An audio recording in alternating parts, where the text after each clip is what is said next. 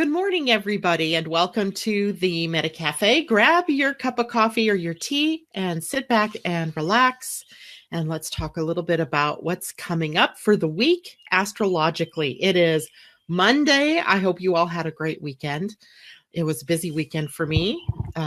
Beautiful here, and we had a good time yesterday for Father's Day at the beach. And on Saturday night, I was at the races, although that tended to trigger my allergies. So I was having a horrible allergy attack. I can't even believe I have makeup on this morning because my eyes were actually swollen and crusty. It was bad, but I'm better today. Good morning, Mimi. It's good to see you all this morning. And I find I have the wrong chart in front of me. So let me switch charts. How about that? And let's see, we've got a lot coming up this week, although it's not energetically a bad week. This probably is going to be one of those weeks where it's just sort of, up and down kind of, but not anything really bad. The week starts out today with the Neptune turning retrograde. And I always look forward to this time of the year when Neptune turns retrograde, because it seems like for most of us, when Neptune turns retrograde, we have a lot more definitive access to our intuition or to our more spiritual gifts. And so this happens this afternoon at 1:31 p.m. Pacific time, which would be 4:31 p.m. on the East Coast. And Neptune turns retrograde at 16 degrees Pisces and will stay retrograde until November 24th, when it will go back to direct motion at 13 degrees Pisces. And so if you look to wherever Pisces is in your chart, this will be the place where you have heightened intuitive abilities at this point in time. Good morning, Suzanne.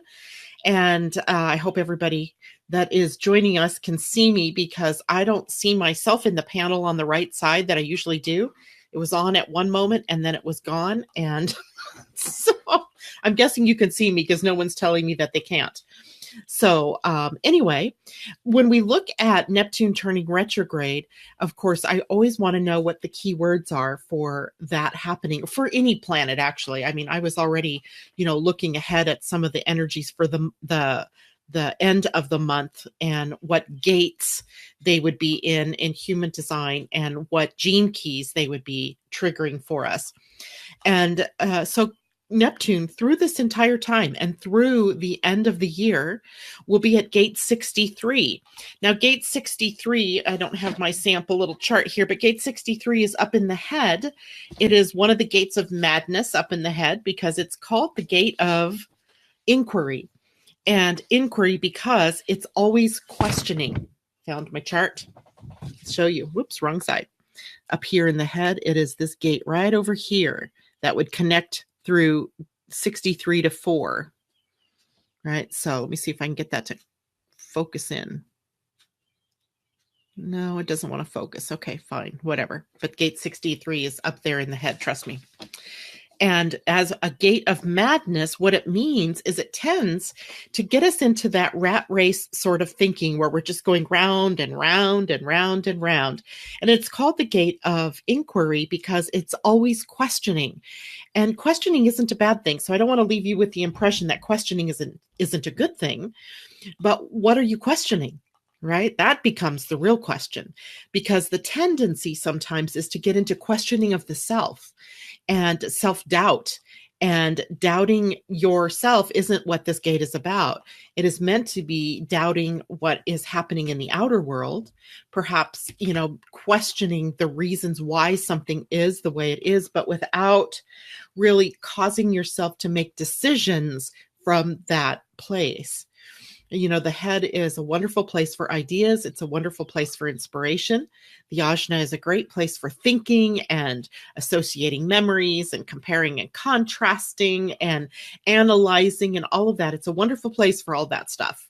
But it is not a great place to make decisions from. Why? Because thinking is often round and around and around. And we know that the body holds the wisdom for making the true decisions. And unfortunately, often we think one thing and then following that thought is another thought that's maybe totally contrary to the one we just thought. And if we want to make decisions from the head, then we are going to find ourselves, at least half of the time making the incorrect decisions. And wouldn't you like to know that you're making the right decisions all the time, or the correct decisions, at least slanting it toward being able to make the right decisions for you? Happy Monday to you too, Cheryl Yamamoto. Glad to see you out there this morning. And so we don't make decisions from the head, but that doesn't stop the thinking process. I mean, our brain is here, right? It's up here in this head, and it is going to do thinking. And that isn't a bad thing. The only thing that can happen negatively here is that you over depend upon the thinking. What Neptune sitting here is telling us is that you also have connection to spirit, or to a higher form of mind that gets you to the correct answers in a more correct way. And that would be through the intuition. The gene keys echoes the same thing, in that the lowest expression of the gene key is doubt, the shadow, right? Doubt, either self-doubt or suspicion, because there's another energy here as well that comes in when we suspect everybody's motives. We're suspicious about why people are telling us certain things or what's happening in our outer world. And suspicion and self-doubt they're not necessarily going hand in hand. They're kind of opposite ends of the negative or the lower frequency expression in this gene key. The gift in the gene key is inquiry. And inquiry isn't a bad thing. Questioning yourself, what are my motivations? Is this the correct thing for me? Am I caught up in a thinking pattern? When Suzanne Fulmer gave us this link to the psychological, what was it called? The psychology report. It was an astrological report. And I shared the link on Friday, I think it was, with everybody. And in that report, it goes through how your mind works. And if your mind is working in a questioning way, which if you have the gates defined in your head, then your mind likes to question. It wants to know the how, the whys, the wheres, the whats. And good morning, Marlene, and good morning, Cindy. It's good to see you two out there as well this morning. And so your mind is already one that is prone to questioning. And there isn't something that's really wrong with questioning. Right? Questioning isn't the problem, because what it takes us to is the siddhi, which the siddhi in this case is truth. So Neptune is on a quest to get us to the truth. The truth of what, however, is of your own making, right? What is the truth that you're seeking?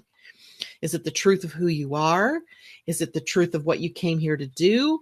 Is it the truth of the world? I mean, everybody has a different idea of the truth that they're seeking. And that becomes your mystical journey in your human design. And it also then can become your Neptune transit for the next several months, as it is retrograde. And some of those answers are closer to the surface than you might at first expect. So that's happening today. And through the rest of the year, it sits at that same gate. And I'm going to close that window, sorry. And as it's sitting at that gate, then we will be having experiences both from the dream state, from the intuitive state. And intuition can come from any number of directions. When we do card readings, right, that's our intuition. When, by the way, I pulled cards this morning, a card. So remind me to do that if I don't. I'm sitting it in front of me so I don't forget. And so it could be clairvoyance. It could come through any of the clairs, right? So don't be looking for it to necessarily come in the same way every time. But definitely this is something that we want to pay attention to. And the reason you really want to pay attention to this is because if we get to November and you are, when Neptune turns retrograde, it will reveal to you all the places where you weren't listening to your intuition, and now you'll be finding that you wish you had. So again, be careful with this, right? Next few months, definitely pay attention to your intuitive gifts. So let's take a look ahead at what else is going on this week. We have Mercury very active this week as he's still moving through the sign of Cancer. That puts him in a trine with Jupiter. So that lines up our thoughts and our communication in beneficent ways, or in generally good ways, growth-oriented ways, or in expansive ways. And later in the week, Mercury will oppose Saturn. Now, that can dampen down the spirit just a bit. It can cause your mind to get into some of the more negative thinking patterns. If you recognize that before you go diving into, some kind of hole, it will serve you well. You can understand, the moon, the Mercury must just be opposing Saturn. It too shall pass. It will also trine Neptune this week. That puts your lower mind and your higher self in alignment in a smooth flowing manner. And then Mercury will also oppose Pluto this week. That one can be very empowering. And as your words and your thoughts line up with the best way to empower yourself. Cindy, comment, oh, bad for me. Mercury always seems to get ugly for me. Things actually break around me. Computers crash. The cash register, I do my best to hide. I wouldn't worry so much about this one, Cindy, because this isn't Mercury going retrograde, which can really trigger that kind of an issue. This is Mercury in an empowering place. It is in an emotional place. It's in water. It's in the sign of Cancer. And that means that our words take on, and even our thoughts take on a more emotional flavor. I mean, I found myself over the last couple of days very emotional, and not that I'm not normally emotional, but moody emotional, like I'm swinging back and forth into these weird mood places. But it wasn't causing my computers to crash or causing accidents or anything like that. I was just noticing a lot of emotions moving through me, triggered by the people around me, triggered by the news stories, triggered by my own mind, things like that. And when we can recognize that that's happening, it releases us from the effect, right? Because we're now able to breathe through it a little bit and decide how we react. Let's take out the word react. How do we act in response to the things that are out there triggering us? And that's the beauty of knowing ahead of time, right? This is going to be one of those weeks. Your mind is going to get triggered. Your communication may get triggered by the emotional energy that's out there. And as well, empowering yourself to understand, what are your emotions telling you? Sometimes the emotions are telling you where your mind is, right? Where your mind is not being your friend. Because you know how sometimes your mind is just running away with you? I don't know about you guys, but I get my mind running off with me. And, there's no moment in the day where my mind isn't running off. And I know it's the same for every human being on the planet. The difference here is if you understand that the mind is moving through all of these places emotionally this week, you can stop yourself from reacting to what the mind is bringing up and staying in the know, staying at peace about what's happening there. And let's see, Cindy. Oh, phew, good. That way I'm also normally emotional. I can be good at grounding and breathing. Absolutely. You just gave me a really good thought. I'm going to go grab one of my pieces of tourmaline. I have black tourmaline, big chunks of it actually. And I'm going to keep a grounded black tourmaline with me to sort of reflect more of the positive energies around this, as I have not been immune to the more negative path of thinking over the last couple of, seems like since last September. I wish I could trigger, exactly what triggered this, but it seems that for me, and I maybe for a lot of you as well, I am having some issues trying to keep my mind on positive things. And I'm normally a very optimistic and positive person. And yet I've struggled with this over the last several months, trying to keep my mind in a place that, or not to identify, let's say, with what it is that my mind is doing, and understanding that my mind is sometimes, in a place that's not happy and not good, but it doesn't make it the truth of who I am. And it doesn't make the truth of, it doesn't mean, that I'm going crazy or that I'm a negative person, that kind of thing. So just keeping not a control on your mind, but just observing what's going on with your mind. And of course, anytime that we're dealing with Mercury, we have he's sort of the trickster character in all of the pantheon of planets as an archetype. And oh, you know what, Mimi, great one, tourmaline and selenite. I have both. I have a beautiful piece of selenite. Maybe tomorrow I'll have those pieces sitting here by my computer before I start in the morning, and I'll show you this beautiful piece of that I have. And anyway, do whatever you need to do to keep grounded. Don't overly identify with your mind, as Mercury is a trickster and he moves quickly, and he sometimes is moving you into territory where you don't necessarily have to think about. You can just sort of release it and just go, okay, I'm moving on here. Venus is in an interesting place this week as she is opposing Mars. I don't know if any of you looked up at the sky over the last couple of nights, but the moon and Venus have been putting on a great display out there. In fact, you can even see Mercury's low to the horizon, and because he's not too far away from the sun at this moment in time. But if you were over the weekend, you could see the crescent moon, Venus, very bright, and then just below that, Mercury, kind of dim because he's lower to the horizon, but the three of them right there in the sky, it was gorgeous. And then I've got to do a little bit of research because I also noticed last night, oh, dang it, why didn't I get my phone? I have my star map. I could have figured this out. The moon was sitting very close to a star last night. It was a faint star, or maybe it was just the lights, because it's not dark here where I live until, good God, I went to bed at almost 11 last night, and you could still see it was light. And that's what happens in the northern, latitudes during the summer, is it's very light until well into the night, and then it gets light early in the morning. But at any rate, I could see this very pale star right next to the moon. So I want to find out what that is for everybody. Let's take a look. Mimi says, only yesterday was I able to write my senators and express what I needed to get out, Mercury. And Cindy says, why is that not doing this? You're going to irritate me this morning, I see. The crystal tuning fork is helping me with just that, actually. Awesome. I did not know there was such a thing as a crystal tuning fork. The only ones I've ever seen are metal. So that's pretty cool. Anyway, so let's go on. Venus opposing Mars this week.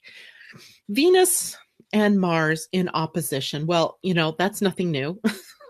Doesn't it seem to me? It always seems to me very much like Venus and Mars are always opposite. They're always not traveling in opposition like they're traveling in opposition right now, but they seem to represent the opposite things, right? Venus more about harmony and peace and the divine feminine, and Mars more about the action-oriented, the more aggressive or assertive energies, and the divine masculine.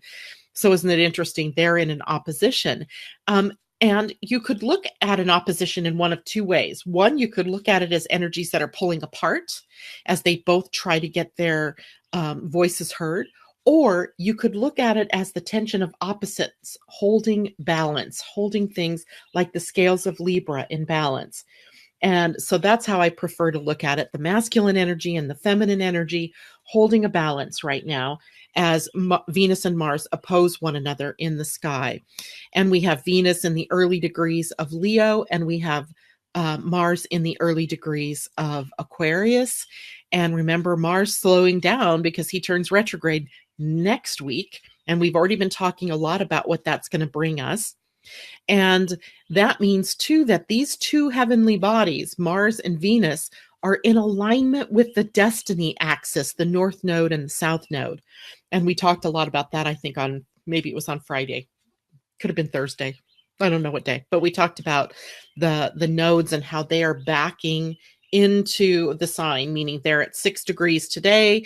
That means they'll be at 6 degrees something tomorrow, and then 5 degrees, and then 4 degrees, etc. They're counting down until the day they move out of the Leo Aquarius axis and into the Cancer Capricorn axis. But for the time being, they're also representative of these polarizing energies, right? That these things that are pulling us apart. And I think it's interesting to note, I posted, and I stayed out of this fray, by the way. I did not jump into it because it's always surprising to me the number of people that I would count as friends and who are highly spiritual in my own estimation, that they may not think of themselves that way, but I do usually, who are on the side that I can't even believe a spiritual person would be on. And I had posted a comment by Marianne Williamson about the whole children and parents of these potential immigrants being separated at the border. And it's almost sickening to me how some people just look at that and go, well, they shouldn't be breaking the law. And if they are breaking the law, then they deserve what they get. And criminals in our country get separated from their kids too when they go to jail and blah, blah, blah. And yeah, I'm not sure, but that's kind of this polarizing thing that we see going on right now, right? Where the feminine energy, and this is the feminine energy, not women, but the feminine energy that's caring and loving and giving, and also is about the rule of law. The feminine brings down the laws. The male, the masculine, enacts the laws, enforces the laws. And that means that the feminine here has got to get her shit together, right? We got to get our shit together around what is it we value? That's what Venus represents, our values. Do we value that kind of separation? Do we value the law so much that we would break apart families just to have the law satisfied? I don't know what these answers are. I don't know that there are easy answers, but I think it needs to be a conversation and not just a polarizing event occurring in our outer world. And it does. Mimi, you are absolutely right. She says it feels like we have a huge moral crisis going on. Londa says the UN says the US is in violation of human rights. Cindy says, I missed it, Cindy. Sorry, it went away. It says, interesting topic. I am torn with what to think of this as well. On the other side, I have my husband behaving just that way, saying they broke the law. And I don't think these answers are easy at all. And I absolutely agree wholeheartedly. These are not easy answers. And yet it's there, right? It's in our face. And I think I told every one of you, and if some of you are new here, may not have known this, but at the very beginning of the year, I said I set out some major themes that this year would resonate to. And one of those big themes this year is about values. What are our values? And are we in resonance with them? Because first of all, this country is a nation of laws, and for better or for worse, the rule of law has kept us sane for several hundred years. There needs to be rules, let's say, but I think we overdid it, right? We overdo it with these laws, and everything has a law. And I understand that there are forces out there trying to undo some of these laws. For example, the rulings that came down after the financial crisis in 2008 and 2009, 2007, that whole, economic crash that we went through, and the banking laws and the mortgage laws that were brought in at that point, and now the president and the Republicans undoing some of those laws. And so they're usually brought about as a check and balance, right? To keep, people from honestly, to keep the power people from chewing up the people that are not necessarily in power. So we do these things for a balance, right? If left to their own devices, I often feel that the people in power, i.e. the ones who have all the money, would make it so that all we were peons and the little slaves to whatever it is that they wanted. And it's only those checks and balances that keep us somewhat in this sort of scale where it's not like, terribly off balance. So laws and rules have a place in our society. But I think sometimes we get too black and white about it. And there aren't ways that this can be just black and white. There just isn't. This is one of those 1949 channels in human design where that idea of gray has to come into play. And is where if we really align with what is our true value, do we really value the law so much that we want to tear apart families, that we want to leave an entire generation of children scarred with abandonment issues, with fear from being separated from their parents in a world that's completely alien to them? I mean, I just can't imagine where this comes from any place to do near or around the heart. And that is all this year was about being in alignment with the values of the heart. And here we see very powerfully where we are out of alignment with the energy of love and with the energy of heart. And I don't know that, it's an easy thing for us to answer. I just don't. It's not easy. But nothing worthwhile ever is that easy.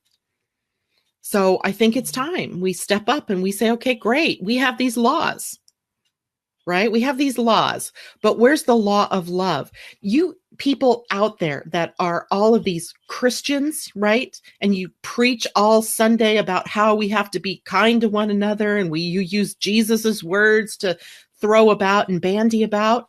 Where is your outrage over this? Would Jesus have done this? Question that, right? Question that.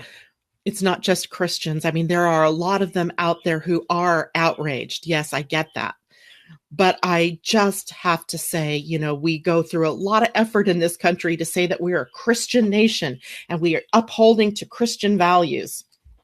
What is the number one law that I got from the Bible or that I got from my own upbringing? Was that love is the answer to all the questions.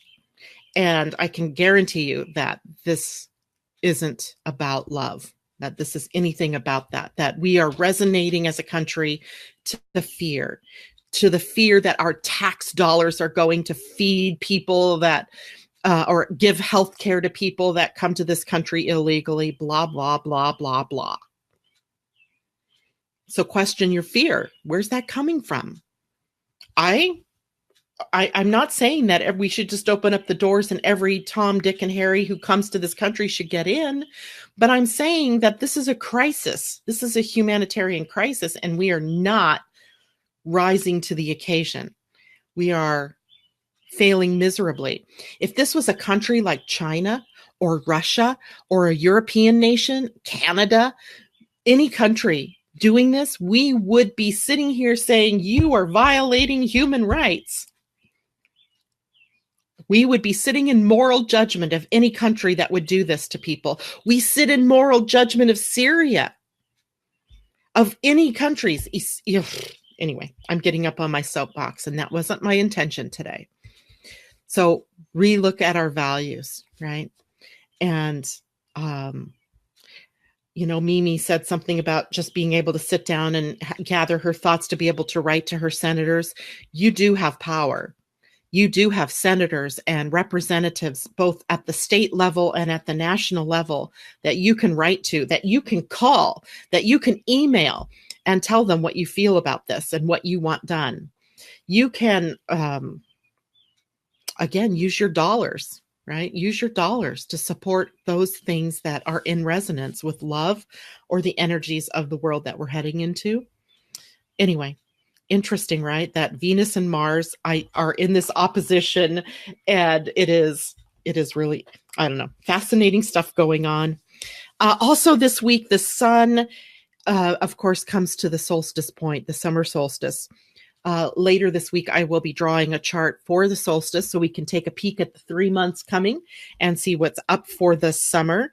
The summer solstice happens on the 21st, Thursday at 3:07 a.m. if you're on the Pacific time and 6:07 a.m. East Coast time. So it's a busy week, and it's certainly an interesting week when we look at some of the energies out there. The moon this week, she's playing from Virgo. Starting today, she's in Virgo. Let's see, where is she today? She is at early Virgo, 3 degrees Virgo. Virgo, she's about to conjunct my sun. She's about to conjunct my natal moon. That'll be good. Maybe I can organize my desk this week. That will be fun. So the moon moves through Virgo and on into Libra and then on into Roseanne's favorite sign, Scorpio, through the weekend. So it is an interesting week as we go through organizational energies and then onto relationship energies and then onto more intense energies of passionate energies as we get to the later part of the week. And let's see, I just saw somebody's comment go by. Cindy says, I don't think these answers are easy at all. Londa said, I already read that one. Katie, I'm so appalled by this, and I don't understand how people can keep quiet. You know, sweetheart, I don't either. Marlene gives out hearts, love, Londa. You go, Janet. Mimi agreed. There are many shades of gray, and the asylum seekers are being abused at this time. You know, that brings up another question. I want to know where the governments of these countries where people are fleeing, where are they on this? Why aren't they doing what they need to do either? That's, you know, another very good question. Londa says the law of oneness is the mother law. We are all one. So what happens to those children, i.e., being separated and being feared or afraid, their only anchor to this world being their parents, taken from them, ripped away from them at the border. And that's happening to you as well, right? Maybe that's the emotion that I've been feeling running through, is because we are one. What is happening to those children, what is happening to those parents is happening to you, right? Because we are one. Anyway, Cindy, very good questions. And no, this world feels full of rage. I feel in my part of the world, love is not around me. Many people are acting on personal pains and they seem to not be able to pass those own pains, so they are putting them on others. Mimi says, yay for solstice chart. Looking forward to that. Me too. The summer is going to be interesting because of lots of different things, which I'm not going to get into here because that'll start me on another soapbox. But that's okay. I like soapboxes. So let's get to the card that I drew. And it was a fun card because, I don't know, I think we've had this card before. It's the number 19 card. It's the card of flexibility. And let's get back here. Maybe, oh, back is good. Flexible, right? Number 19. If only I could do that with my body. I don't think I could even when I was a kid. She seems to be sitting on an egg and balancing. Obviously, an egg is fairly fragile and could break at any moment. So she's counterbalancing her weight. And let's take a look at what that means for all of us. And by the way, the question I asked to the universe was, what is the highest and best for us to know about this coming week? This is, by the way, the Wisdom of the Oracle deck by Colette Baron Reed, one of my favorite decks. And flexible's essential meanings: teachability, open-mindedness, being adaptable without compromising what's most important. I can't make this stuff up. The oracle's message: a tree's roots are solidly planted in the ground, yet its branches can bend in a hurricane, whereas a rigid structure like a building would come crashing down. Consider how the tree remains supple and secure when everything around it may be in shambles.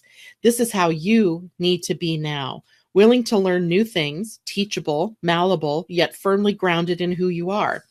Common sense is important, but so is an open mind. Stay curious, stay open, stay aware. At this time, others will be more flexible with you too.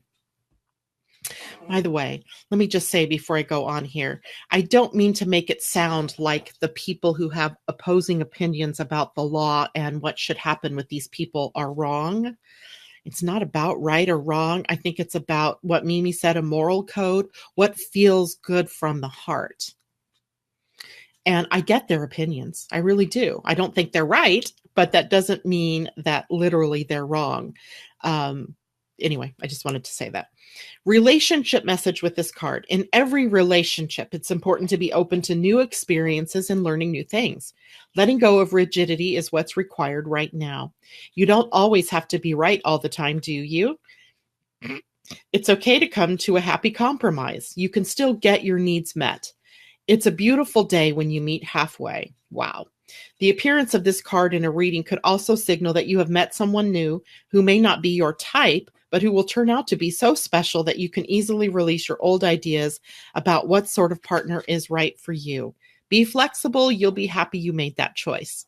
The prosperity message says, even when you have a clear vision of how you're going to manifest something, what it would look like, who will share in it, and what will then be available to you, you still need to relax and open up to other possibilities. Spirit may have much better plans for you. It could be a job you hadn't thought of, a new source of money, or some other opportunity that eluded your imagination. Be flexible and remind yourself this or something better manifests for me now. Let me say that again. This or something better manifests for me now. Then be willing to bend a little. Enjoy the miraculous results. Pretty cool, right? And again, like I say, I can't make this stuff up. It just happens. And when it is in resonance, so much the better, right? All right. So just a couple of reminders. This week on Wednesday, I will have 2 broadcasts, one in the morning for the daily astrology, human design, etc. And then Wednesday afternoon, 4 p.m. Pacific, 7 p.m. East Coast time, I'm going to be introducing you to Nikki Gill, who is a feng shui consultant and a Chinese astrologer. And I'm really excited to have you to introduce her to you because she blew me away with Chinese astrology. It's funny. I always thought the Chinese astrology was just the moon or the lunar year. And this was going to be the year of the sheep or whatever it is this year, because I don't know. And then, your own Chinese astrology sign. And there's so much more to it. And it's really kind of exciting. And it validates other forms of astrology. And of course, it's one of the oldest astrologies on the books, right? Because it was out there. The Chinese is an ancient culture, and their divination system, the I Ching, as well as Chinese astrology, goes way back. So I'm really excited to introduce you to her. Again, 4 p.m. Pacific. Right here, we'll have 2 broadcasts through Facebook on Wednesday. And then, of course, we're looking forward to the summer solstice. I'll have a chart for that. And I guess that's it for now. I will see you all tomorrow morning, 8 o'clock, normal time, right here on the Meta Cafe. Thank you so much for joining me this morning. Mwah. Much love to you all. Much heart to everybody. Remember that what's in here is what counts more than what's up here. That's it for now. Love you all. Bye-bye.